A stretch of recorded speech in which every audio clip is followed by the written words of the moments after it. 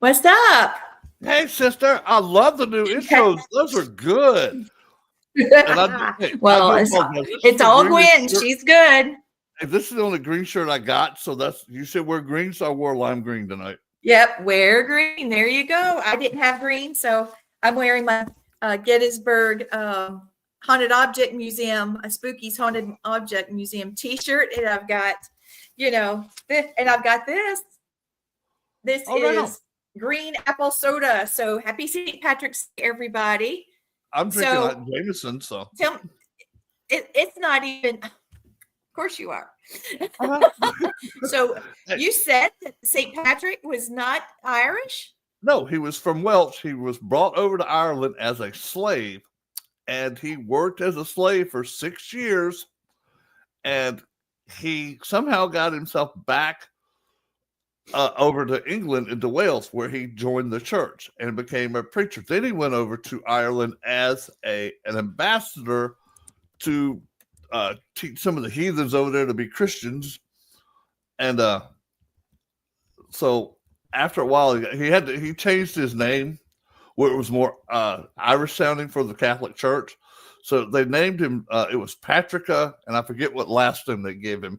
But I did know his original name, but I forgot it. I'm getting old. That's all right, because I would forget it after you told me. So there you go. We're good on that one. Yeah, this is the way it is. Here comes Thomas. Happy St. Patrick's Day. Thomasita! The old Thomas Patrick Gormley, I'm all in black, so, That's all right. It matches your heart. Yeah, it does. I mean, which is why I'm in black too. You know that much about serial killers, so. Yeah, that's exactly right. Hey, we've got some wonderful guests tonight. These people I love so much. You watch my show. Go to Gettysburg episode. No, it's not. It's not Gettysburg. Salem episode. And these guys came on. And, they had this incredible haunted object. And I felt all this stuff and everything. And when I touched Lauren's hand, I loved her. End of story. The both of them. But her first. Yeah. And, that's just the way that is. So I'd rather fight than switch. Let me bring them on. Here they are. Hey. Oh, my dear friends. Hey. Oh, I love you so much. What a way to gather, man. What a way to gather. We're talking about Jeffrey Dahmer tonight. And, that dude's a freak. I've been trying to figure out what is. Yeah. And so I started looking at his childhood, right? Right off the gate, right out of the gate. Boom. Here's Wynn with a green shirt. So St. Patty's Day. This thing's going to go because it itches, but I'll wear it as long as I can. Oh, yeah, we'll sit together. Oh, we're going to sit together. Okay, together. We're going to sit together. Throw it behind the couch. It'll still count. Okay, so sit down. Yep. All right, so just so you know, we've already heard movement in this. This has got to go. It itches. I knew it. I said put it on the couch. Well, we got this huge love seat that I can stretch out on. Oh, we're good. Elijah and Charlotte bought love seat and sofa when they were living here and left them behind. So anyway, we've already had movement in the front room and in the kitchen. I keep hearing blah, blah, blah, stuff rattling around. And, it's like that here. So please, everybody watching, promise me you're going to go back and listen very closely with headphones. Yes. Because you will catch EVPs here. My grandfather played the mandolin. Huh?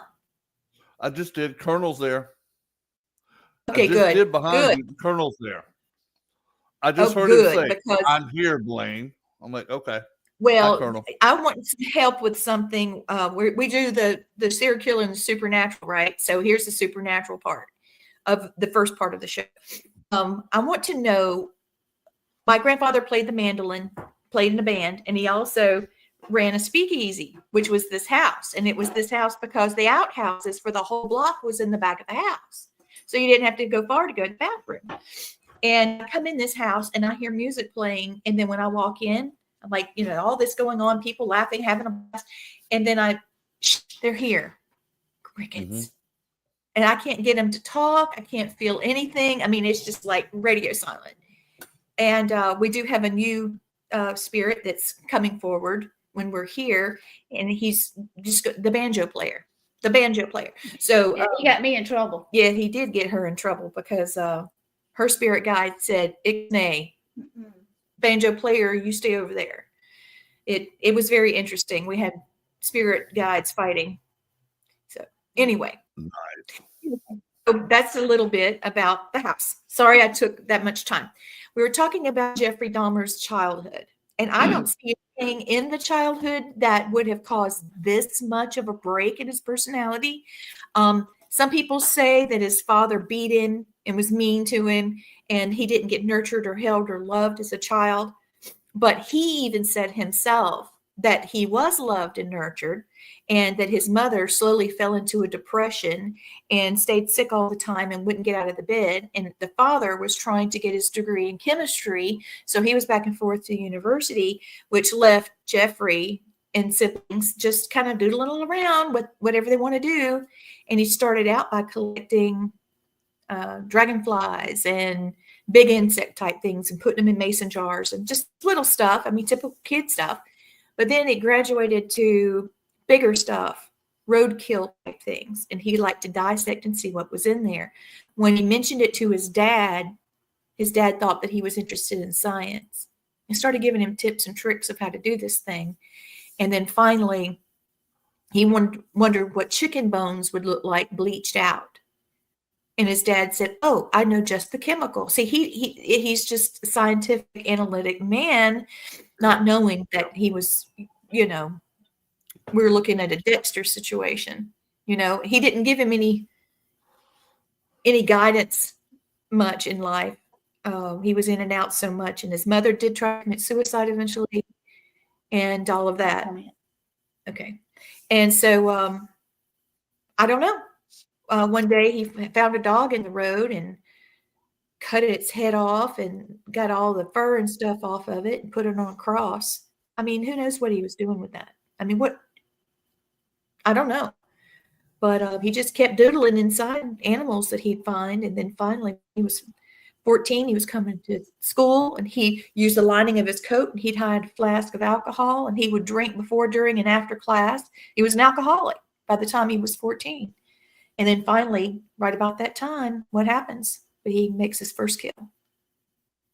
And then he escalates to even cannibalism. So I said I was going to do the background part. There he is as a kid. Yeah. It was he had hernia surgery. And after he had the hernia surgery, everybody swore he was never the same. Well, I've had 3. I had a triple hernia surgery, and it didn't do anything to me but make me look thinner. So yay me, I don't know. Yeah. So he's just a freakazoid. Help me. Tom, help me.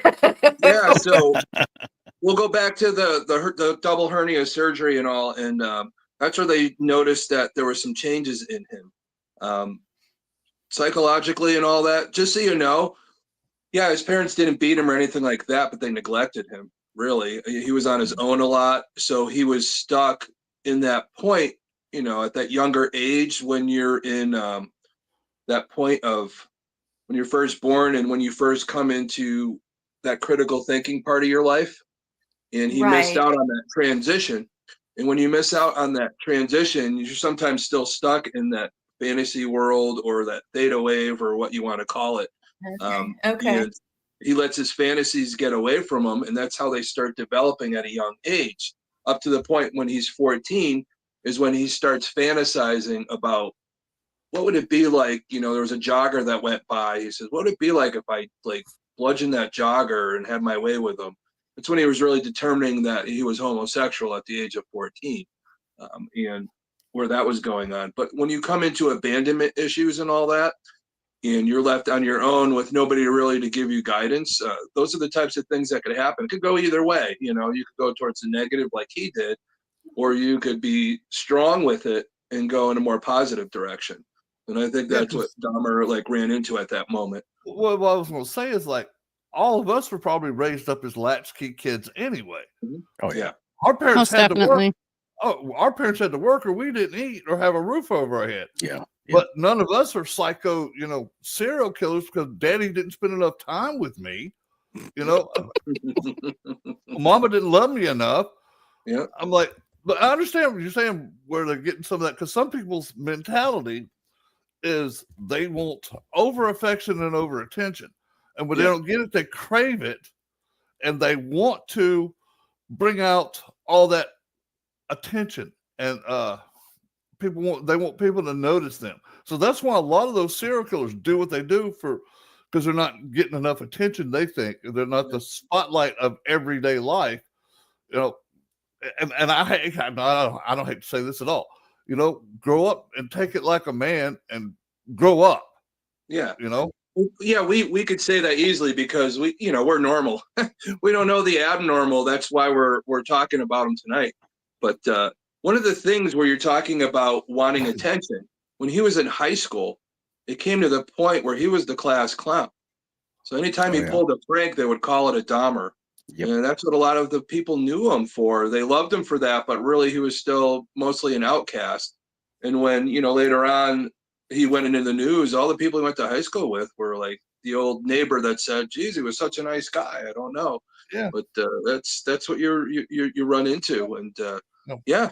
So his childhood was pretty crazy. There was a lot of underlying things that you never know when you're interviewing somebody after the fact and they're talking about their childhood, what's true, what's not true. Again, like I tell you, all serial killers have a pattern, but we never know the real fingerprint. So that's what makes them do what they do. So. Yeah, because it's a different pattern for each person. It might be a different situation for this serial killer besides this serial killer, or you got others that'll copy off of each other and go, well, I think I can do this better than him. Let me show what I can do. And some of that stuff comes up. Again, it's attention. Serial killers are competitive with each other. Oh, yeah. Even Ted Bundy, he volunteered to help the FBI capture Gary Ridgway because he was in the same area Ted Bundy was. He was probably thinking, I want this guy to outdo me, so I'm going to help him catch him. Yeah, exactly. It's like, that's pretty much what it was. It's like the old moonshiners would turn in the other moonshiners, or the drug dealers would turn to other drug dealers where they could get their territory. Serial killers was the same way. It's like, no, he's not going to beat me. No, I've got too much of an ego, and you're not going to beat me at my own game. It's every industry, even the industry we're in and all that. Like I said, I just want to help, people, the living and the dead. That's it. All this other stuff is great, but I don't want to be involved with any of the negative stuff like that. So it's just not my thing. But, as we're talking about Dahmer, it goes a little further and all that. And I know Danny and all that, and Lauren and the stuff that you collect and all, and it's just how we're gonna get to that pretty soon. But that's what I was just thinking. This is a big thing, bringing them in. Love these guys, but their collection of the macabre is to die for. They're so great. They find things that are historically infamous, So speaking of which, speaking of the infamous, I wanted to show these pictures real quick so people can get an idea. Dahmer was a person. He was a dude. He wasn't a monster. That happened much later. But here he is with his little brother. And just so you know, his mom and dad ended up going to counseling, and they were trying to make it last until the kids were out of high school, and it just didn't work out. And they ended up getting a divorce, and he graduated high school. And he was supposed to go into college. He made it in for 3 months, and then his dad made him drop out. So that was a massive waste of money. Yeah. And then here's this big house he was living in, and his dad was out traveling doing his thing. So here's an 18-year-old boy doing whatever he wants to in this big house. So free reign. Yeah. I think she froze. She froze again. It's that house. But just to continue on until she unfreezes, is when he was 18, that's when his first kill was. So, but yeah. Here he is. He was a shy little boy, didn't say much of anything. In fact, his first grade teacher put on his report card that she felt he was being neglected and that he was too shy to speak. He was being neglected. And there he is. And see, he's not a bad looking guy. He had a girlfriend. And then all of a sudden he realized he needed a boyfriend. And then he had one of those. And then that didn't work. So that was his first kill, I do believe. He said he just didn't like being with people that wiggled and talked. He just wanted them to be still and do their, let him do his thing. Yeah, So, his first victim was a hitchhiker on his way to a concert, and talked him into having a few brews back at the house, and he ended up bludgeoning him to death with a barbell, and took him apart and put him under the house and all that. Yeah, I think the first victim's name was Stephen Hicks, if I'm not mistaken. You're correct.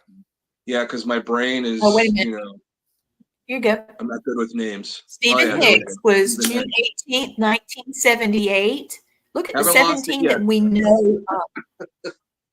Haven't lost my mind yet, so I still remember. Good job. You're doing good, Thomas. Yeah. You're not just pretty. Yeah, it's not all the rabbit hole. Yeah.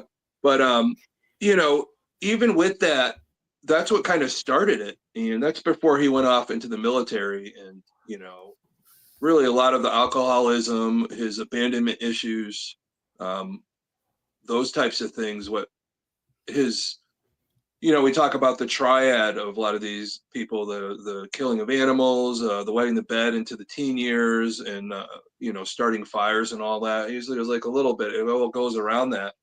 And you have the thing with the animals and the obsession with it and what they look like on the inside. And him coming into his own at that 14 to 18 and knowing that he preferred men and his fantasies and all that, and just the fantasies to kill him. And then when you want to see what it looks like on the inside, you have a fantasy about that. And then what happens? He wants to kill and see what they look like on the inside, and which is crazy. But that's that first kill, what led him to that psychosis. And then, we were talking earlier before we came on, but he did go off to the military, and he was honorably discharged because he couldn't do his duties. He was drunk all the time. There's pictures of him. We could find him on the internet, just on his cot, just laid out from drinking, and it's like, how do you function? He just didn't want to be there. He didn't want to be anywhere. A lot of depression. I think there was moments that he wanted to commit suicide too, because he, at the time, you're talking a guy who was born in 1960, and liking men and all that, and not understanding why, and trying to put together these abandonment issues and his fantasies and all that, and all this stuff that's going over in his head. And finally leaving the military, he didn't want to face his father. He still had that fear of disappointing his father because he wanted his attention. And the only way to get his attention if he did the right thing. He felt like he was doing the wrong thing and wanted to avoid it. But he ended up in Miami, Florida. And this is where it gets weird. This is the one I want to talk about. We're going to go off the rails for a second here. Now, the year he was in Florida, I don't know if do you guys remember the case where the young boy Adam Walsh went missing from a mall? Mm-hmm. Yep. To the point where they found him murdered, and his father ended up doing this. Yeah, his father ended up doing this show and helped find all these other people that were on the go and helping solve crimes himself in honor of his son. But this is where it gets weird, because Dahmer was in that area, and he was said to fish at this lake, and that's the same lake they found the body of Adam Walsh. Some people have said to have seen somebody that looked like Jeffrey Dahmer around the mall that day, but also the guy that admitted to it, but we don't know, he might have lied, was Otis Toole. Yep. And so there's that up in the air right now. And when they interviewed Dahmer, he said, no, I didn't do that one. And I think it was more for fear because he was already in prison. And one of the things, me being a former prison officer, is if you're known to be a pedophile, you're going to have a hard time in prison. And that's what he was worried about. He didn't want to admit to that. Whether he did it or not, we're not going to know. Because both parties are pretty much a past. Otis Toole's not around anymore, and so is Dahmer. True. I think I quieted you all. No, I'm just sitting there reflecting. Yeah, we're all taking it in. It's one of those unknowns. It's like, wow. Yeah. Well, You think about it. Well, ahead, you Lee. know how he loved taking the heads off the animals? I got a little bit of a delay, so if I speak over you, I didn't mean to do that, Blaine. Excuse me. Oh, you're good. I'm just having got a little trouble in this haunted house I know where you're at. Yeah, you stayed over here. Okay, so I was thinking about how the pets, the animals that he fiddled with that were already dead, and the ones that he killed, and then as he was killing people, he would always want to keep the head. Yeah. The only one that he didn't keep the head was a guy that he didn't find particularly attractive, and then he just messed with it till it became goo and whatever chemicals, and then he tossed the whole thing in the trash. Yeah. And yet, little Adam never found his head. Right. No. Yeah. So that's why I was leaning that direction just now. It is, because you really think about it. But the problem that I'm having is seeing his MO as he developed into this. That might have been the early, because he had already killed somebody before the Adam Walsh stuff happened with the Stephen Hicks. But and who else he might have done, while he was in the military, there's nothing that he admitted.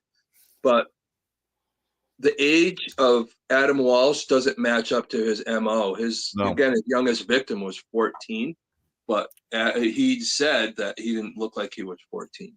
So, it's not like you meet people, you're not going to know everybody's age. Yeah, it's true. Yeah. Mhm. Interesting. Yeah. But he seemed to like, teens. That just seemed to be his thing, because he wanted to dominate. His desire to control things led to him finally drilling holes in people's heads, trying to make them sort of lobotomized. Yeah. Zombies. That just where his mind. Yeah. But let me get into that a little bit for you as we're talking. There was the point that I talk about him being abandoned a lot. And we're going to get into how he first tried, before cannibalism, he tried to turn his victims into zombies, is what he referred to. He drilled a hole in their head with those turkey baster, and he put hydrochloric acid in there, hoping that they would turn into zombies and stay with him.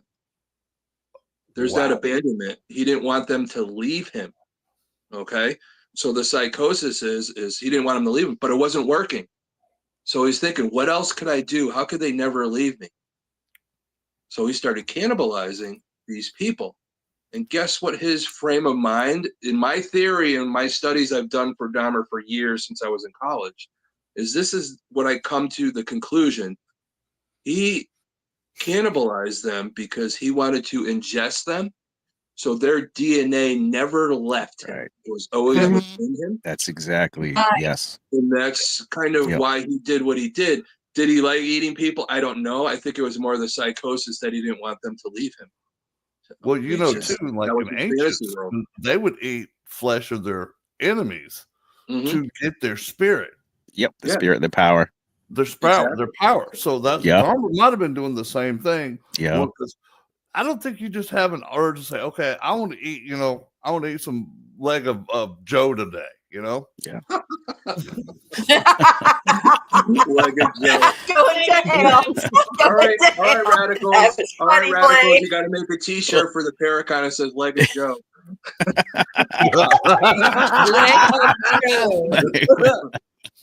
Oh, holy hell! Jeez. That's the best thing that comes to my head. Yeah, he's a lot of fun, man. That's the kind of sick mind I have. Is like, but I've never thought about. Okay, I'm gonna have leg of Joe today and arm of Kim over here tomorrow, and I'm gonna have some breast off of Joseph over here, and what? You're killing me, brother. You were killing me. Oh shit, you got But really, that's what led to his downfall. When he really got into the cannibalism, he started storing bodies. And when you store like that, and you leave him there, and you have that psychosis in the apartment that he lived in, it's giving off smells. People are complaining, and to the point where we talked about the 14-year-old boy that he wanted to take photographs of, and talked him in, said, "I'll pay you," and he tried to lobotomize the boy, and he went out to get some beers, and the boy had enough presence of mind to run out of the apartment butt naked, wandering around, and 2 women found him, called the police. And Dahmer came back and noticed that the police were with him, and he said, "Oh, this is just my 19-year-old boyfriend, no problem." Yeah, they just thought it was a lover spat. Yeah, it was a lover spat. They walk him back to the place, and I know the police officers had to have smelled what they smelled. No doubt, dude. I mean, he they lived in just a said, very small "Okay, apartment. no problem." I think his apartment was only about 600 or 700 square foot, so it wasn't that big to begin with. Mm-hmm. Y'all, guess what his job was? I know you know, Thomas. Which one? He had Okay, many those jobs. of you watching, I want you, don't cheat. Type in what you think Jeffrey Dahmer's job was. Where did he work? I bet they don't say anything. There's a All few right, of them. I'm going to So say it. There'll be a few like 3, 2, no response. 1. He worked in a chocolate factory, y'all. Oh no, just no. He worked in a chocolate factory. Chocolate covered leg of Joe. Yeah, Willy baby. Wonka here. Oh boy. Yeah. He's He's coming. working in a pie factory or something, It's I was thinking like fantastic. he served ice cream or something. It's like, no, he was having chocolate sauce with leg of Joe today. Like a joke. Here he comes with the leg of Joe. But that wasn't his only job. That was like around that time. Do you know he was a phlebotomist too for a while? Oh wow. That makes He must have learned that Then skill why in the didn't he military. use He taught that? how to do that. Yeah. So he had a lot of different Phlebotomist jobs. is He couldn't keep a Bill. job. So yeah. Yeah, I Jeffrey think the was chocolate one's the Will. only one he really liked. So, I would too. I love chocolate. I do too. Yes, you do. It's good stuff, especially So- with peanut butter. Oh, yeah. Danny, Lauren, I'm going to, y'all, Leg of Joe leg of Joe. Here Leg we of go. Joe. and Here chocolate. we go. Like a joke. Chocolate sauce with leg So, of Joe. Man. Dahmer menu, knowing, like a joke.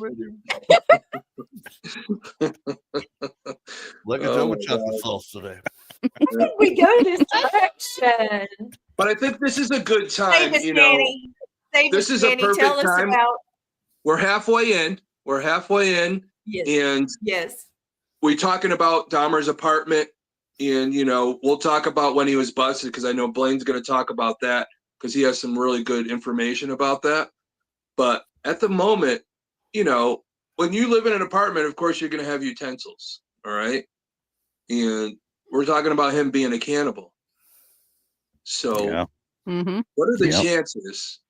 What do you have for us, Danny and Lauren, tonight to show the public watching us right now? And Lauren's grabbing it now. This is Chocolate eyeballs, Teresa. That's hilarious. that's a fork from Jeff's apartment that was confiscated. Holy shit. Yeah. This is actually Leg of Joe with. yeah. Yes. The leg of Joe. Yeah. So basically what happened is when they went into his apartment and they realized what was going on, they couldn't destroy any of the utensils because it's now crime scene evidence. So it needs to be, protected. Yeah, like if you use a gun, that goes into crime scene evidence. Can't be so destroyed. same idea. Now, a lot of the other stuff in the apartment was destroyed because it wasn't tied to any of the crimes. So silverware, cannibalism, can't be destroyed. So we actually, a couple years ago, we got this. Yeah. A couple years ago, yeah.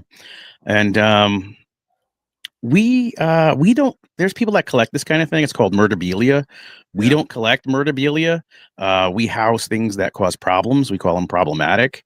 And what we like to do is study energy frequency and things like that, and tie them into the supernatural. So, like with Lauren, she's really good at psychometry. And Lauren, tell them what that is.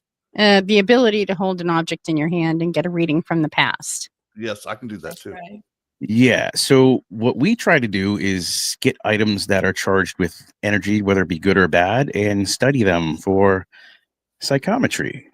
And we came across someone who had acquired a bunch of things from Lionel Dahmer, Jeff's father. They were released from lockup. After so many years, they get released, and they released it to Lionel. Lionel wanted nothing to do with any of it. And this guy is one of the world's biggest murderabilia collectors, and he swooped up everything. He's actually has Jeff's ashes. And all kinds of crazy stuff. He's got childhood projects from school, and all kinds of crazy things. Yeah. And knowing with what we do, this was like, okay, we have an opportunity. He's offering us a fork. Should we take it? Yeah, of course. Yeah. I looked at him. I said, yeah. I asked Lauren first because I always, if it's not from a case that we're working on, I like to make sure that it's okay coming into the house and things like that and whatnot. So, and she's just like, yeah, Duh. just do it. Just do it. Yeah. So, Lauren, what did you pick up off of that fork? oh boy. Oh boy. So this is the part I love. So I've actually held the fork in my hand 3 times, Mhm. and For a little while, it wasn't in a case. It Yeah. was just held. Held. Yeah. Mhm. And the last time that I held it, we were actually doing a presentation at a retirement community. Oh So boy. pretty much everybody was half asleep in the audience. Teeth are falling Too out much of their things on. mouth. It was a spooky Halloween thing. That we Yeah. were doing for the retirement community. And I'm holding the fork, and Danny's looking at me, and he says, "Are you okay? You okay?" I'm like, "Yeah, I'm fine. I'm fine." And I almost hit the floor and threw up at the same time because the She- energy coming off that fork was way too much for me. She turned so pale. It wasn't, you just instantly knew something was wrong. And even being skeptical of paranormal and scientific, it's like, okay, since she's held this, there's a problem. Hmm. So yeah. All right. He's just my protector. That's all. Give it Yeah. to me. So Well, that way, Lauren, what I picked up on, I've never touched that fork, but I pick up a lot of anxiety, a lot of fear, Wow. a lot of anger. Now there's a little story as well. Is one of the first times we ever brought it out was at the Sleepy Hollow convention, the paranormal convention in Sleepy Hollow. I was And there. again, yes, were there, It was yes. awesome. Yes. It wasn't in a case at that time either, but what we did is we piggybacked it for safekeepings with a human skull that we have that was problematic as well. So they traveled back to back, we kind of piggybacked. And the night was over. We're in the hotel room, and the skull is on the desk in the room. Mhm. Lauren's laying on the bed. We've got some leftover Chinese food, and we didn't have Lo any mein. utensils. There was no utensils. So I'm sitting at the desk, and it's 2:00 in the No, morning. you did not. Oh, I was sitting at the desk. It's 2:00 in the morning, and I look at Lauren. Hell's to no. I look at. That's good. Yeah. It's crazy, right? But hey, I was munchy, lo mein. And so I look, I open the skull case, the fork is in there, I pull out the fork and everything, and I look at Lauren, I look at the fork, I look at Lauren, I look at the fork, and she's over there going like this. Don't you dare. Don't even. And believe me, it ran through my mind like you wouldn't believe, because I wanted this lo mein, but I didn't want to get my fingers dirty. And I turned the fork over, and as I looked over on the back of the fork, the only way I can describe it as a speckle of biomatter on the back of the fork. So I was just like, nope, I'm gonna eat it with my fingers, because Needless to say, he's not divorced. they can't clean any of the evidence, so whatever's on it is on it. Yeah. So Have you ever yeah. done, DNA still. like, sprayed it to luminol or anything? No, No, not yet. not yet. Not yet. We're actually going to get another case for it that's double-sided so people can see the speckle as well. Yeah. But yeah, That's just sitting with the fork right here. It you're absolutely right, Blaine. It's very anxiety ridden. Yeah, there's a lot of emotions going on with that fork, because Okay. it kind of sucked in, the intention of that fork or whatever, just coming out of that apartment. It sucked in all the energy of everything that went on in that place. It's crazy. What was one of the weirdest things was, do you guys realize that, he had the smells coming from his apartment, and people were complaining and all that, and he wanted to, make it up for everybody, all the complaints. He says, "Oh, I'm sorry, I'm sorry." So he made them all sandwiches. Yeah, And he yeah, put these Oh, boy. sandwiches out. yeah. Oof. So some believe Ugh. that he might have put some, Like a some, Joe. yeah, Oh, but yeah. made Like a them all- Joe. Yeah. We had some Leg of Joe sandwiches. Oh, you want to complain about my smell? So here's a sandwich for you. Yeah. So, you know, Well, the more Bro. sandwiches he makes, the less smell there's going to be. So Exactly. pretty much. Yeah. True. I tell you, he should have everything in the. He should have got a bigger freezer, and it wouldn't have been so bad. So, oh You boy. I imagine feel the sorry people for that his found out what he grandma. was. again, They found out everybody that he- watching, Yeah. we're joking, we're not. We are completely glorifying joking. this. Remember, we've Oh, always told you that we want people to learn people's psychosis, what to look out for, and also, how to avoid these things. Why do you keep looking we've at talked me? about it before. In your How? lifetime, you'll come across 32 serial killers directly or indirectly. That's And to crazy. prove this point, I want Danny to tell his story about his direct Oh, introduction to a serial killer here in Connecticut. And Yeah, I think and that's important. I didn't even know it at the time. This is back in the 70s. I would say 1977. So I was about 5 or 6 at the time. And every weekend we would go to one town over. I lived in Killingly. One town over was Brooklyn, Connecticut. And it was the biggest egg farm around. It was the Ross Egg Farm. And so we would go there, and my grandmother would, hey, go with the lady's son. And I'd go with the lady's son. He was about 12 years older than me, and so he was about 17, and we'd walk around. He'd show me inside all the the chickens and how the conveyor belts work and everything. And it turns out that was Michael Ross, a Connecticut serial killer. He killed 8 people. Yeah, and his mom would make him as a child go into the chicken farm area and just snap the necks of the ones that were sick, and he did this as a child, and I mean, people have done this for ages, but it affects people differently. And I guess his mom was really religious and very overpowering, and he developed this hate for women. And so every weekend I would take a little tour with him and walk through the place as a child. And then when everything started happening in the 80s and stuff, it was like, oh, wow, that's Michael. Oh, crap. Yeah. But- Yeah, and Damn. he was he was the most prolific, known as the most prolific. Between him, William Devin Howell, and him, the most prolific serial killers of that 9 people. But Yeah. what makes Michael Ross more known throughout the country is in Connecticut, we had the death penalty, and they're about to get rid of it. Michael Ross was the last person He put to was death. 2005. Yeah, and he was He the was- only one put to death through, they put the needle in him. Everybody Yeah. else was electric Lethal chair. injection. Lethal injection. Yeah. He was known as the 25 roadside- year, 25 yeah, the roadside year, strangler, yeah, exactly. So or the Eggman, they call him, the Eggman of the Eggman, roadside yeah. strangler. Yeah. yeah, Crazy. look it up. It's crazy. So But yeah, you're right. We do cross these people's paths, and it's like, okay, well, who else did I pass that I don't know of? we do it. Wow. Yeah, you do it all the time. You never know, because you could go out somewhere, you see somebody, and for me, I forget names, but I never forget a face. But even your neighbor and all that, they're always that thing. Oh, I didn't, my neighbor did this. Is like, oh, they were such a nice person. Yeah. You It's don't always the know. ones closest to you that find out Exactly. last. Yeah. Yeah, and that's why we do this show, because we want people to hear about how people are the way they are and what to look out for. And I know Lee and Gwen, we've had many conversations, of course, Blaine, and when they were in Savannah and they came across somebody, you could tell by the look in somebody's eyes. Really? Yeah, It because has for me, I changed. could tell. I could Yes. tell you because of my years in the prison system. I could talk to somebody and know they just got out of prison or they've been in prison at one time or another. Yeah. Mhm. Yeah. It's that It's so feel, sad. it's that knowing, and all of us are very sensitive to it. And that look in somebody's eyes, it is real. I mean, I've seen people's eyes change. They just have that evil in them, and whether Yes, it manifests. Oh, yeah. So Now we have to look out for it.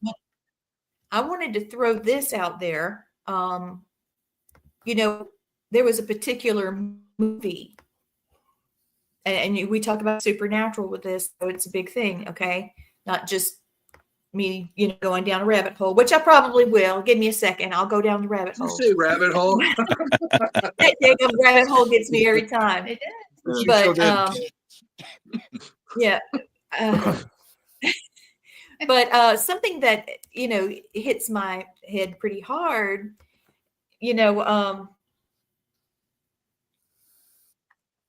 well, hold on, give me a second. Let me put it in my brain, because the way I was gonna say it kind of got messed up.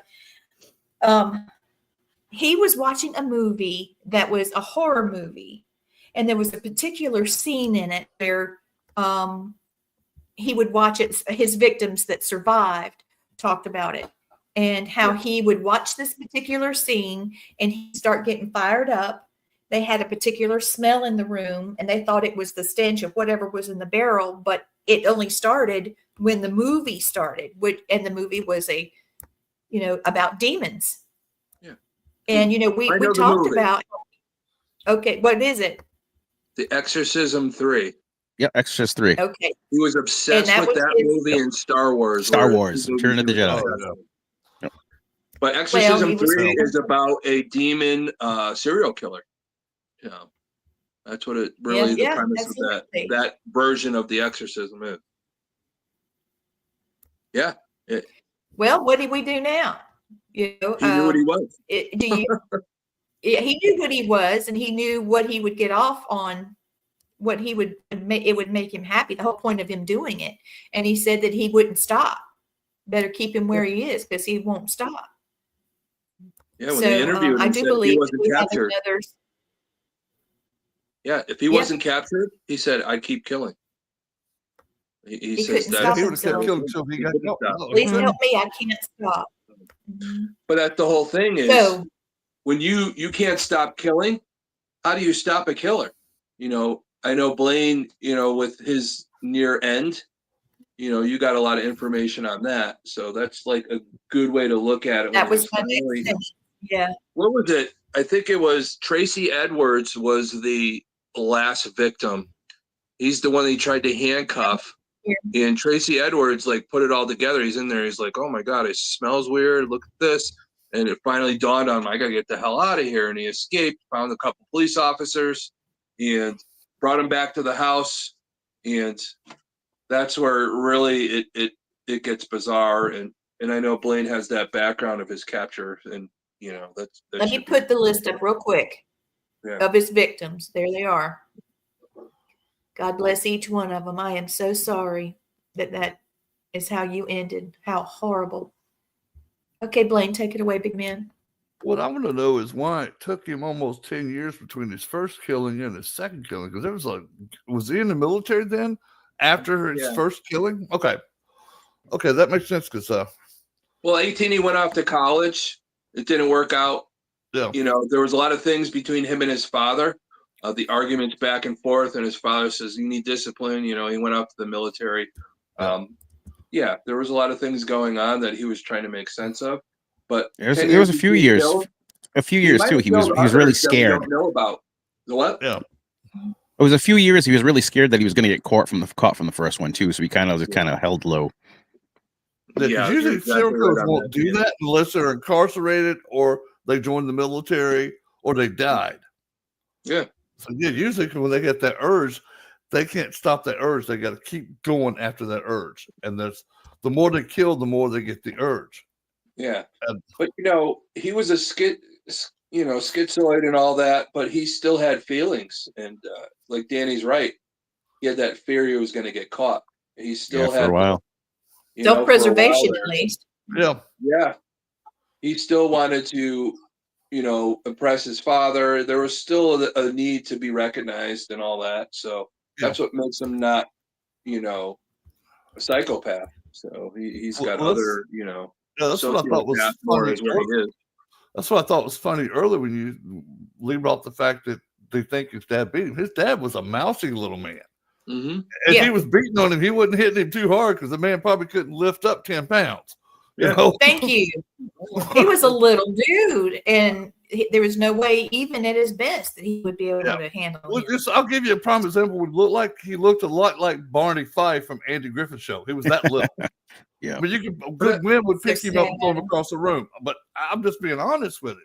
What his dad That's was. the thing is, a lot of the times with the divorce at the young age that he had with, his wife Joyce, Lionel, and him he's a chemistry guy, he more looks at the science of it.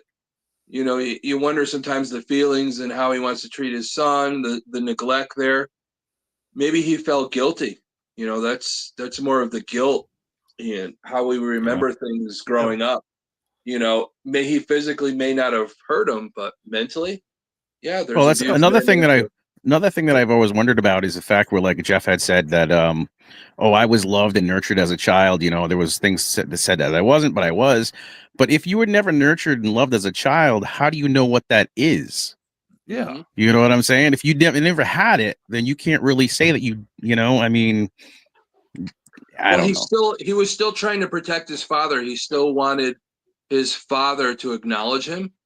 So of course, I think he made up a lot of stuff when he was being interviewed.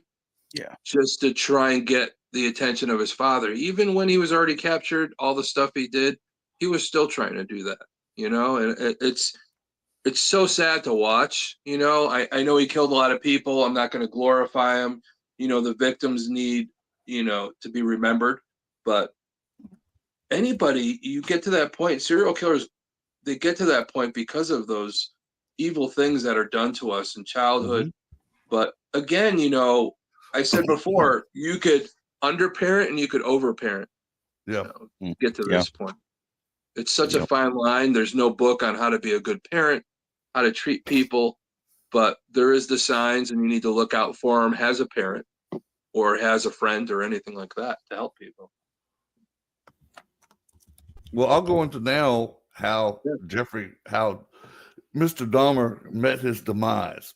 Him and another inmate were mopping up a floor, and the guy said, "Hey, I can become famous. I'm the one that's going to kill Jeffrey Dahmer." And he took the broom handle, broke it off, beat the living bricks off of Jeffrey Dahmer, sodomized him with the broom handle, mop handle, and then he actually had overkill because he hit Dahmer probably about 130 times with that mop handle. I mean, he beat the living bricks off of him. And they could not get there quick enough to get him off of Dahmer, and Dahmer was already dead when the cops finally pulled him off of him. Mm-hmm. And the guy already was sentenced to life, so like he didn't care. He's already going to spend life. Yeah. Now he's infamous for killing Jeffrey Dahmer in prison. Yeah. So that was a badge of honor for him. Yeah, that Christopher Scarver, and you're exactly right. He knew what he did, and you want to. It's that challenge. It's the wanting to be recognized as a murderer, and you kill the Jeffrey Dahmer. Oh, crazy! But honor the among thing thieves, he did kill a 14-year-old boy. It's still pedophilia, even though you look at it. Kids under 18. Yeah. So these people in prison, they don't put up with that crap. No. So, No. That's what surprised me to begin with, why he was the general pop to begin with. Yeah. Usually they'll isolate somebody like that, especially a serial killer, a cannibal. Yeah. Pedophilia, necrophilia, cannibalism. Yeah, the pedophilia and all that. I'm going to tell you something. There's sometimes in the prison system, and I worked in it. The place I worked at was a psychiatric prison. There's one dorm specifically for people that were convicted of crimes of pedophilia or anything like that with children. It was separate from everything else just for that purpose. They weren't intertwined or interconnected. But, I firmly believe that there's some, I want to say some officers I worked with, sometimes you pay somebody enough, they'll move somebody into a certain situation, put them on a cleaning duty, and let somebody do what they want with them. So it's the same thing we talk about. What was the guy that everybody's talking about supposedly hung himself, and people think that. Oh, Epstein? The what? Oh, Epstein. Epstein. Yeah, Epstein. So that thing, to me, I look at it knowing I worked in the prison system. That was a setup. I could tell, I dude. could smell it, you know. And Oh, dude, that was such an easy setup. yeah, but that's our society, you know. When people do evil things, there's people playing the long game. Yeah. All right, you know, Yeah. I know somebody that knows somebody, and you took my loved one away from me, so I'm going to say somebody, and that's going to happen. So that's evil gets evil sometimes, and you know, I'm not going to put up with that either, you know, because I worked professionally in a prison, and I don't want things to be done for the wrong reason. You know, when people are in prison, they're being punished. You know, I'm not going to punish them anymore as long as they follow the rules. But you know, there's other people that feel like, all right, they shouldn't be living anymore. I'm mad that they're able to live in prison and my loved one's dead. Yeah, exactly. Yeah. Somebody's going to get paid to say, hey, put this person, have them mop a floor while this other guy, you know, psychotic too. You know, takes them out. I'm afraid, you know, we're going to have the same thing with the guy that's here in South Carolina. What's his name? His trial just Oh Lord, what the hell am I talking about? We had Pam on. She was talking about it. Speedboat killed a girl. No, Murtaugh. Murtaugh, yeah. Murtaugh. Yeah, Yeah. I think that we're going to see something like that with that case. I hope I'm wrong. I really We already do. have. But we probably have seen some retaliation, and Yeah. it's just that whole case. We need to crack some that one wealthy open. guy that goes to prison for killing his family. He's not going to do well in prison. No. You know, No, he's not. You know, yeah. We'll probably be talking about that case in a few months too. You have Yeah, Rebecca we will. back on We're going to too. have to. Yeah. So, what are we going to talk about next time? Next show? Oh. I know. Blame. Hey, Danny, can you help us out with that? Yeah, who I we having can, next week? yeah. Danny, who we got next week, buddy? Oh. There he is. Ramirez. Now, The night right there, Richard Ramirez. right there in the middle that's actually a swatch, a piece of his jeans that he wore when he was doing the bad things that he did. Now, one thing that I do want to say is, like, a lot of this stuff that we only have a few of these things where the relics of serial killers and things like that. A lot of the stuff we have is paranormal related. We don't glorify these objects from these serial killers and these tragic things.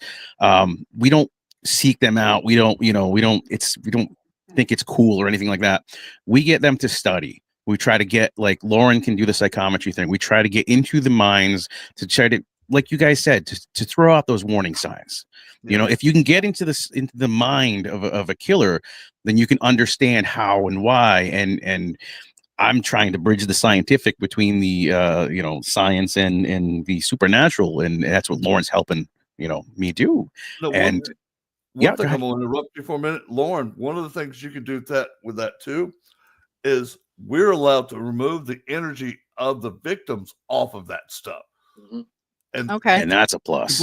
Completely separated. It's you'll still be able to pick up the energy, but the person that was hurt by that other person, they will not feel that no more. They will not be that trapped that they're stuck with that energy for all time. Now they're separated from it. Now they can stop becoming the victim and become the predator and go back after the person that hurt them now. Well, no, it's the same thing as cutting the cord. You know, some people, when they pass and they've been traumatically killed, they're still wondering, okay, somebody needs to hear my story and how I need to pass. They want to hear my story, whether it be how you have those artifacts. That's part of the story. And yes. Some people are held back by that darkness, that trauma. And when we recognize them and we tell their story, they have the ability to cut that cord off that object or off that memory and be able to pass on. And us, as we do this, are able to help and do good for something that was bad that happened. Taking away that control that person had over that other person. Yes. Now their control is gone. And this is a lot of cases I get with the pedophile spirits. I remove the victims and I let the pedophile be by himself. Well, not for long, because I usually have probably 4,000 or 5,000 tribes that go after him I just pick a tribe and have fun with him for an hour. Then I'll bring another Don't try. 5,000, 10,000 in. Yeah. And then when he really pisses me off, I got one that Lee sent me that was a pedophile spirit. He's in a little jar in my closet. He probably has at least 10 million every 3 days come and visit him and torture him. Oopsie daisy. I hear him scream every time we do a show. I think it's hilarious. Wow. See, you're not so badass now, are you? When you got somebody that's bigger than you, can do more stuff than you. No, I have control. You have none. And it drives them nuts. Yeah. But I love it. Yeah, the stories are very, very important to be told, Yes. to understand as well as to inform and avoid. Yeah. Yeah. You know, it's healing all the way around. Hmm. Exactly. It's unfortunate that it hasn't come to that, but geez. Right. I agree. And like me and Patrick and Gwen and Lee, and you guys probably too, is one of our main goals is to help the people and the spirit. Yes. Mhm. And That's the If only I- reason. if That's I the can only. That's help- it. And I know that family's never going to stop grieving for their loved one that was unattainably murdered by some psychotic piece of garbage. Yeah. But if I could get their energy back to a more positive level, that is worth everything I can ever do. Completely. And help Yep. the spirits too. That's the whole Yes. thing. Even as all of us here, you know, like Gwen, like Blame, like so as shamans, there's that soul retrieval. Even though their meat suit's gone, they still need soul retrieval. Yeah. They need to come back in their own to make that decision that I'm good now. I've come to terms with what's happened. You know, I hate to tell you, you know, you have to forgive things like that. How But can you you don't have to forgive forget. it? I always wonder how people could forgive somebody that did what they did. I can forgive it after a That's while, the but I hardest can thing never to do, forget but it. you have to forgive it spiritually. That's you hard know, to do. Yeah, That's it is tough. hard to do. That's- Yeah, Very difficult. I will never. it is. I will never. What happened Thank to me? you, Lee. Absolutely not. Nope. Thank No, you, I will Lee. never. Nope. Yeah. I won't either. I'll forget it before I forgive. And Yeah. I don't forget too much. And Lee knows that if I could go back in time and all that, I would have been the one to help her. So, you know, and she knows. Well, one of all of us here that have helped me each at that other's time. backs. We all have each other's Yes, backs. we We talk do. about this stuff. We want to keep each other protected. We're very protective of our inner circle. And Danny and Yeah. Lauren Yes. know Mhm. that I will take a bullet for them, and they know It that. goes- Oh, Goes Same both here. ways. yeah, Goes we do both the same ways. thing. Yeah, because Yeah. we have our Salem 8, we have you guys, you know, Yeah. I have all these different groups that I Salem care 8 about Salem immensely. 8 with 3 step cousins. Yeah, we Your got step three cousins. step That's people Salem there. 8. So I'm A and she's B and Blaine C. Yeah, You I'm gotta starting do to it like, think you know, the what Cherokee did. They have Airbnb ABC or in the Verbo bedroom. is going to take like 20 people at a time. Yeah. Well, guys, Get him. thank y'all for Gotta- coming on tonight. I've got to almost go. there. I got to go spend an hour with Jennifer. See y'all next week for Richard Ramirez. I'm out of here, guys. Later. All right, buddy. See ya. Bye. See you later, Bye. buddy. Great. Thank you. Thomas, Oh I my don't think God. there's Oh enough my cherry goodness. bounce in the world for that. No, I think Heather would love that right now. So, just so you guys know, I our have friend never Heather had some tasted surgery absinthe. done. She's recovering and all that. And she's one of our Salem 8. And we love her very much if she's watching, you know, with Adam and Nate and everybody. So, yeah, it's a close knit group. Yeah, we're the Yes. ones that stick together and we don't want any drama. We just want. Well, Just wanna help people. each other and Just yeah. do what we do, the science of it, the paranormal of it, all the ways we look at it, and Hmm. you got to help the living and you got to help the dead. So Yep. That's it. Simple. Keep it It's simple. that and simple. less It things will really- happen to you. Yep. Right intention. It have to get complicated. Yeah, I've I'm told not a people once complicated you guy. Once you complicate it, it's like me when I'm trying to do something. If it's more than 3 steps, I don't want to do it. So, yeah, Oh Yeah. Lord. yeah. I don't want to be putting stuff together with more than 30 steps. So, but no, I mean, So I need Jeffrey to ask Dahmer, Jeffrey Dahmer is, just so you guys know, it's one I've studied so much and all that, and just looking into it and looking into the human mind, and just all the people we talk about. And again, you know, we have a love for fellow man and fellow woman, and we don't want them to be in those situations. And I know, Lee, you know, the situation that you were in, and it's all about learning and us educating people that watch this show. We don't want you to run into those 32 serial killers you're going to come to in life by average. Yeah. Yeah. When you could recognize it and know and have that discernment, it keeps you protected, and you protect the other loved ones that are in your life. Yeah, and not only that, you could actually stop the person. You know, you could Exactly. stop the future problems. Mm-hmm. So if you can recognize it. It is, especially how I really educate a lot of parents with their kids, what they're going through, their traumas, especially when I do home cases, and you could see what's going on and how that trauma is creating that paranormal issue. But yet I'm looking at the kid and what he's going through, and I'm like, potentially this kid become something worse. Let me educate him on that. It isn't always about the paranormal. It's about helping families come to, that terms of something's going on, let's get some help. Whether it be from me or whether it be from a psychologist or psychotherapist, whatever it is. We have to recognize that. We have to discern that. It isn't always paranormal sometimes. No, we had a case one time where we were brought into a home, and the demon was telling him to hurt himself and harm himself and all this stuff. We didn't find anything paranormal, but I work in mental health, so I was like, listen, he's showing some schizoaffective possible disorders. I explained to him, I said, maybe this doesn't mean you're broken, this doesn't mean you're damaged, but maybe you should get checked on this just for your own safety and for your family safety and whatnot. And he did so, and he had bipolar disorder as well as schizoaffective, and they found the correct cocktail, and he's living the greatest life now. It was not paranormal. Yeah. Again, he's married now. He's married now. He's married now. That person. You help really? that person. He's married. Yep, He's living in his Florida. best life, right? Yes. Oh, yes. Started as a paranormal That's issue, so and good. you guys pinpoint it. That's the problem with nowadays, is there's not enough people that do what we do. DaCosta, no. welcome want to to go out. They want to. the What's up, George? Serial killer they show. want to. George. They just want to go. Yeah, George is the best. So they want to go out. They want to get video footage of something going on. I'm going to tell you guys, after 40 years, and the people I work with, and people like Danny and Lauren, we've talked about this.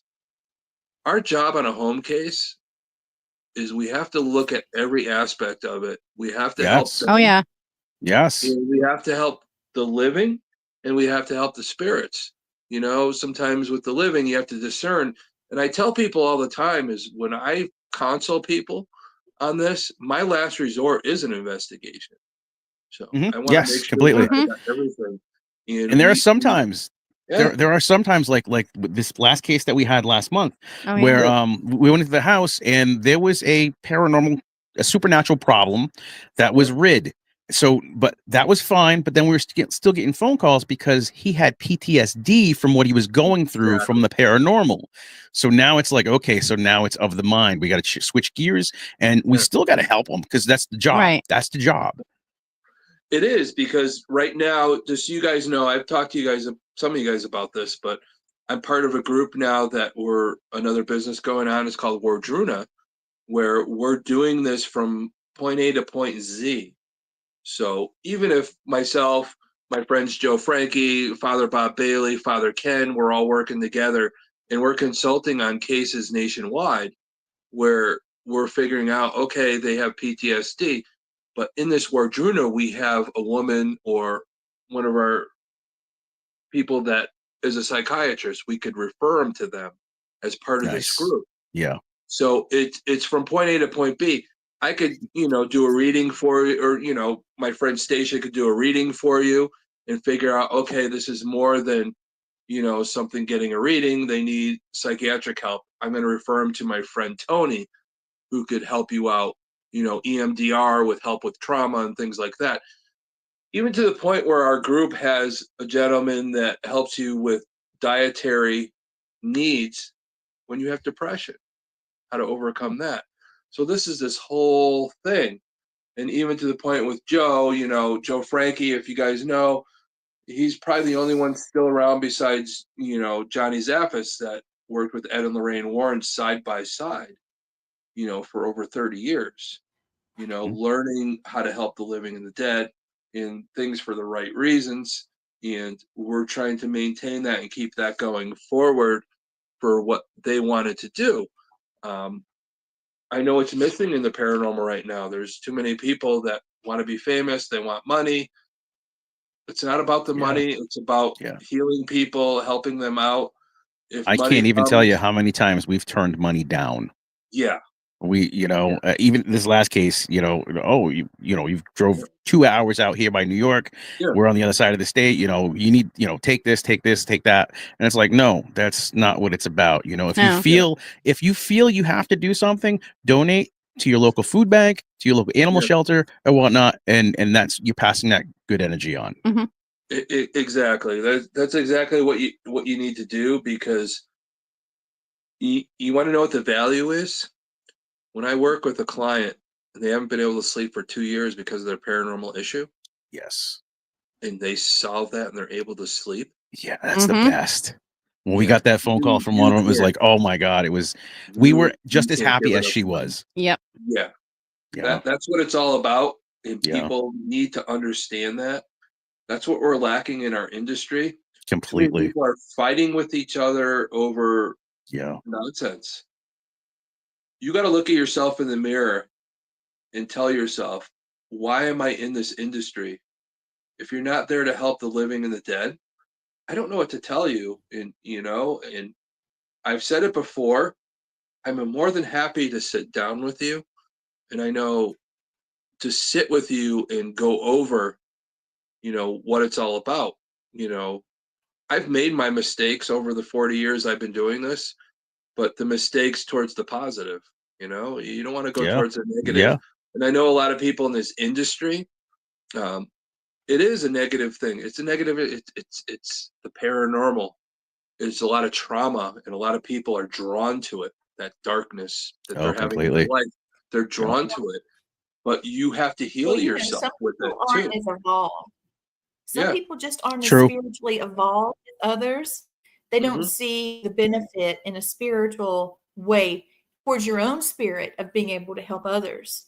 That's why I traveled and did what I did, with the haunted objects, with the show Repossessed. And then, I've filmed 2 others. Sometimes you go for a paranormal investigation. It's not a residence. There's no clients and you can just enjoy yourself. But that's why I don't get into showing evidence, because this is my evidence, it's evidence to me, because I know what I was feeling, what I was hearing, seeing, and what she saw, and this and that. And here's a picture of it for, scrapbook. I'm not out there to get the best evidence. I'm not out there to prove anything. I'm there to do exactly what you said. Yeah. Love is the strongest energy. Yeah. Just love for a fellow human and all that. Like you're saying, I know a lot of people out there, their instrumentation, those things, their scientific instrumentation. But really for me, I don't use a lot of it. The only reason why I use it is to verify how I'm feeling. As a shaman and getting in touch with, the spirit world, I want to verify. I have an SLS camera. You want to know why I use it? Because a figure could pop up on it, and the little green stick figure. When I'm consulting with the dead, I want to know I'm facing them. I don't want to have my back to them. I don't know where they are. I want to face them and give them the respect that they need to tell their story, to make that decision if they want to leave or stay here. We can't make that decision. They have free will. And that's what's true. Amazing about the paranormal. Yeah. The first time I had an SLS camera, I had my own. We were staying in Cherokee on the reservation, and we turned it on, and boom, there was somebody sitting there. He was sitting in a recliner and had his legs crossed, and he was, making all these, he was being silly, and I'm like, well, hello there. And he went, you can see they go, wow. we talked to him, and he just thought that was the grandest thing. He said, "You can Mhm. see me, you can hear me. This is great. This is great." Got his Oh, he attention. is such a Yep. guy. Yes, it was. But when you said that, it just happened. I happened to think Yeah. of him, and he would do his hand up and down for yes and no, and he was so funny. Just a great person, and he did Yeah. end up crossing. Yeah. Yeah. But Wow, that's Danny, Lauren, and I have talked about this before. You know, if you're a spirit and people go in and do these home cases for the wrong intention, you go in, you just want to get your footage and all this other stuff and leave. Yeah. You got to remember the spirits there. You don't know how long they've been there and been able to communicate with somebody. They could Yeah. have been Right. there 500 years of our own time, desperate to tell their story, and you're the Yeah. beacon of light, and you ignore them. And you get your footage and you leave, and they're like, "Oh my God, Mhm. somebody could have talked to me, and they didn't talk to me." Yeah, How it doesn't mad reflect are you? well. Yeah. Yeah. And You then there's know? another thing too, like we call them pay to plays. We don't do a lot of the pay to play things, you know, like at Mhm. inns and hotels and asylums and things like that. But we've encountered a few of them that we have gone to where there'll be a thing on the what do you call it, the waiver, and it says do not cross over spirits. And it's Yeah. like, well, what do you? That Huh? drives me freaking nuts. How? No, I mean we're here to investigate, but at the same time, the whole part of investigation is to help. Yeah. I don't know. It just that Well, bugs you me. know, we've talked about this before, Danny. There's a lot of places that don't invite me to their locations because they know who I am. Yeah. They know what I do, and they don't want me to come because I'm very well known in the industry to be able to cross people over when they want to the point where my spirit guides will actually tell the other spirits, if you want help to leave, just call his name and you'll hear through an ITC device, you will hear my name pop up. Tom.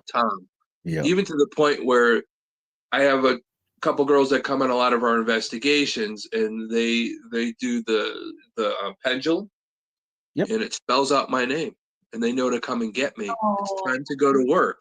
That's It's cool. Yeah. time to go to work to help somebody that wants help.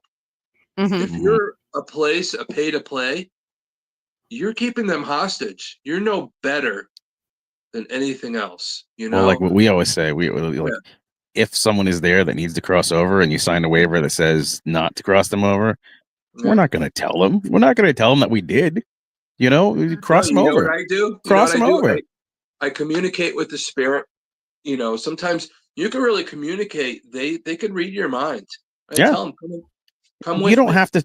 You don't have to tell the hotel owner. You know, oh, we crossed them over or whatever. No, just do it quietly and help how you can. Because man, if you call my name, I have that responsibility. Has what I do to help you. Yeah. No A questions minute asked. ago, I raised my hand. Okay, we're in this haunted house. Back to where we were when we started the show. Went through my hand up. That was a marker. Go back a few seconds before, because Spirit Talker is saying hello and welcome to the house, and also hear the footsteps, children. Yes. So go back and listen and see if you hear footsteps, because I did hear it in the kitchen. I heard it too. And she heard it. So, that's wild. Just didn't mean to interrupt, but oh, that's great. You need to tell us about that type of stuff. So. It says right here, hello and welcome. Nice. And then down here it says footsteps, so you can see it. And How as do you were like talking that? about, How do you like that app? How do you like that app? I think it's great. What app I'm is a that? more necrophonic guy because our friend Nate Elwell has really researched all these apps, and he still says the best one is necrophonic. So what is that app you're using? Mm-hmm. Yeah, this is Spirit Talker just because it's white. Oh, Spirit Talker. Okay. Okay. All right. Yeah, we don't have to listen because it types it out to read. Yeah. And so we didn't interrupt the show. So it's like an Ovilus in a way. It's like kind of similar to an Yes. It told me Very nice cool. shoes, and I had kicked my shoes off, and I put my shoes back on, and it said nice shoes. And then it goes on to say, it said something about my surgery. Yeah. Wow. And it says he was talking about curses. A lot of, and right when you were talking about people that are kind of held hostage, and he said curses. Mm-hmm. Yeah. Mhm. Yeah. So yeah, but with a lady named Regina and a guy named John here, which I am John not. is the banjo player that got me in trouble. Yes. Oh, And I hope he's going to behave himself. Gwen, Well, why are we you are getting in trouble again? Gwen, you're not supposed to be getting in trouble. So Lee, I just heard no. yeah. Uh-oh. I just heard no when you said that. Oh boy. Okay. Well, who knows how many are here? There's All been right, so many we're- people we're- in and out of this house. We're really going We're off the 20 rails minutes now, I tell you. Yeah, we're 20 minutes past. I'm going to go ahead and close out. wow. I've been running. Yeah. Help me at theradicals.org is how to get in touch with the Radikals. Yep. You can Oh, go. let me ask them real quick. Did you like the preview for the show? Oh my gosh, it that was wonderful. amazing. Oh, I wow. made it, so I was skeptic. Okay, good. Yeah, I thought it looked Excellent, amazing. excellent job. Yes. Just the other thing, everybody watching, if you want to, hang out with all of us and get to see those haunted objects that we showed on the show, Yep. CT Connecticut Paracon and True Crime Conference will be July 12th and 13th in Waterbury, Connecticut at Crosby High School. So make It's sure gonna you be go amazing. on the website, www.paracon with two N's, PARACONN.org. Get your tickets. You And get we'll to meet all of be us. there. Yeah, we'll All all of be us. there. Every single Yeah. one of Maybe us, even you Blaine that can be on just the left. show So. too. Yeah. Maybe we can do shout outs live for you on the show. Oh, Nice. yes. Podcasting. And I'd love to have this group back Speaking again. of shout outs, usually my daughter Carissa is tuning in. So I'm Yes. not sure if she was or not because I can barely see the screen. So if you are there, my little girl, Oh, she go. knows what that Yeah. means. I don't So think it's like I saw Carol the name. Burnett. I did You not got to see do the the name Carol either. Burnett. Yeah. Yes, pull the ear. Yeah, pull the ear. Yeah, Same thing. Gotta love I it. think she got it from the Little Rascals. You know, they do the. Oh yeah. Oh, yeah. Yeah, so Central Mass Paranormal Society, ex Wolfpack Paranormal. Let's see, there's a bunch. There's a bunch. My Yeah. cousin Susan. Yeah. Yeah. Raw side. Guys, the radicals are the best in the business. I love them. Like I said, I take a bullet for them. We've all known each other. For It goes both ways. It goes both ways. We love hanging out. Salem 8. We want to get you guys part of that group too. This year in Salem. Yeah. But well, when two psychometry people, me and Lauren, when we touched hands, we knew Yes. each other, and Yep. that doesn't lie. So No. it is. she's the real deal. She's She freaks me out. love. And, It is. yeah, and so It's it's great Danny, because and I love you both. It's how the circle continues. Mhm. With my relationship with the Radikals, with you, Lee, with Gwen, and Lee and I meeting for the first I can do time, it too. and really the whole world left when Lee and I met, and we we got to talk about H.H. Holmes and just nobody bothered us. It's almost like we were in our own little world of protection at the time. And, I'll never forget that. Yeah. I was at MassCon. Sam Baltrus, thank you for the invitation and bringing Yes. me there. Yes. Thomas, hey, let's step away. Let's get something to eat. We got near the fireplace. It was cold AF. And to me, I was like, oh my God. So I got a bowl of soup. from South Carolina. Yes. So I had a bowl of soup and a sandwich, and we talked, and there was not a soul in the world that at that moment. It was just Tom and his eyes. And I just kind of told him what happened with H.H. Holmes. And I finally felt like I'd gotten to the end of that message that had, when you get a message, Lauren, when you have something that's coming up and you accidentally have channeled something, whether it's on purpose or accidental, that happened. And then I didn't get a finale, not a finale, but a pass off. You want to pass the message off. And so it had been like that for about a decade. And when I met him, I told him this is what's happened. And and he listened and he validated my feelings. And I really feel like part of H.H. Holmes that day was also healed. Wow. And that shows you how powerful. Yeah. Well, it's like when we met after we saw up in Sleepy Hollow, I mean, you were wearing your gloves. You're wearing your red gloves, but when you and I were together, it was like the gloves were off. You felt safe enough to. I'll never forget it. Mama Jenny had just died then. I had Oh, just yeah. found yes, I out. remember. And I was supposed to be there to talk to everybody. The table was already set up. Everything was set up. I'm greeting people, trying to laugh and smile in the middle of all of that. Finally, my tickets came through and I had to leave. And the only person I really talked to was Lauren and Danny. And You had to go back. and they tell you don't remember things. You know, in moments like that, you don't remember. Through the I remember every bit of it. When you called me, when Mom died, When I found my mom in the floor, I called Gwen. I don't remember getting it. I remember I made Mm. this very strange noise, and then I remember I blinked. being here. I remember That's all. I blinked and there she was. It's basically the way it went. Yeah. It was crazy. She held me. They pulled her out of the driveway. I mean, we've been through some stuff here. You know. Yeah. Filming wasn't easy. That was quite a lot. And somebody that studies psychometry, you could have easily been catty to me and not been receptive to what I was feeling. And you didn't. In fact, you boosted me, and I really will never Thank you. forget it. Thank you. Yeah, no, it was just one of those things. Even when we first met for the first time, I even told Danny, I'm like, we need to get to know her better. Yeah. Yep. You know, it was just something about you that's when drew us in. We were in the waiting area. Yeah. And we were like, yeah, there's something about her. Yep. Yeah, we both caught that. Well, I was saying the same thing about you two. I And know when you everybody pulled was us on aside my after, side, we were "Well, like, do you know them?" And I said, no. And then what are you acting like that for? I said, my soul recognizes them. Yeah. You're going to have to go with this. And I tried to be kind of, so I could, focus on the job. And then when I touched Lauren, that was it. That was it. Yep. The tears flowed.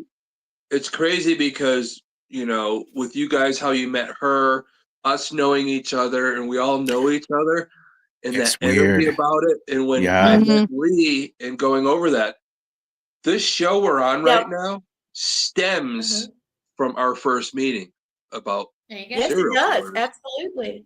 Oh, That's wow. why this show And I is do what this it all the is. time from the Florida episode. Yeah. Jess Elliott you gifted can this see to it. me. And Gwen came to I was speaking at Piedmont Technical College, and she wanted to get more involved. And she came to me, and she was trembling and crying, and she touched this. She said, I saw that, and this spoke to me, how this woman was able to get peace from, she was dying, and she was, it was very anxious prayers. You could feel how it was, she would rub it when she was doing her prayers, similar to like rosary beads, how you pray and change the beads through different things. And, she just needed to be crossed. She needed some love for somebody to stop and just spend a moment with her. And she got that peace. And then this turned into something totally different, where it all the time, it connected the two of us. Yeah. So in a way, we're all family. Yeah, And that's without a doubt. That whole scenario is why I named my show Family Spirit. That's awesome. Because I was looking for my family. Yep. There's nothing more powerful than family. Yeah, I was looking for my spirit family. I was looking for you guys.